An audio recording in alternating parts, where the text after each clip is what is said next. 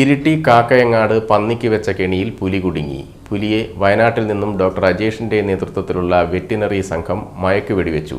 പുലി കെണിയിൽ കുടുങ്ങിയ കണ്ണൂരിലെ മുഴക്കുന്ന് പഞ്ചായത്തിൽ നിരോധനാജ്ഞ പ്രഖ്യാപിച്ചു. ഇന്നു മുതൽ നാളെ വൈകിട്ട് 5 വരെയാണ് നിരോധനാജ്ഞ. മയക്കുവെടിവെക്കാൻ ആവശ്യമായ നിയമ നടപടികളെല്ലാം വളരെ പെട്ടെന്ന് പൂർത്തിയായതിനാൽ അധികം താമസമുണ്ടായില്ല. ഇന്ന് രാവിലെയാണ് ഇരിട്ടി സ്വദേശി പ്രകാശിന്റെ വീട്ടുപറമ്പിലെ പന്നിക്കണിയിൽ പുലി കുടുങ്ങിയതായുള്ള വിവരം പുറത്തുവന്നത്. പറമ്പിലെ കേബിൾ കണിയിൽ കുടുങ്ങിയ നിലയിലാണ് പുലിയെ കണ്ടെത്തിയത്. വൈകാതെ പോലീസും വനംവകുപ്പ് ഉദ്യോഗസ്ഥരും സ്ഥലത്തെത്തിയിരുന്നു. സുരക്ഷാ കണക്കിലെടുത്ത് സമീപത്തുള്ള വീടുകളിൽ നിന്ന് താമസക്കാരെ ഒഴിപ്പിക്കുകയും പരിസരത്തുള്ള സ്കൂളുകൾക്ക് ജാഗ്രതാ നിർദ്ദേശം നൽകുകയും ചെയ്തിരുന്നു. സണ്ണി ജോസഫ് MLA അടക്കമുള്ള ജനപ്രതിനിധികളും സ്ഥലത്തെത്തിയിട്ടുണ്ട്.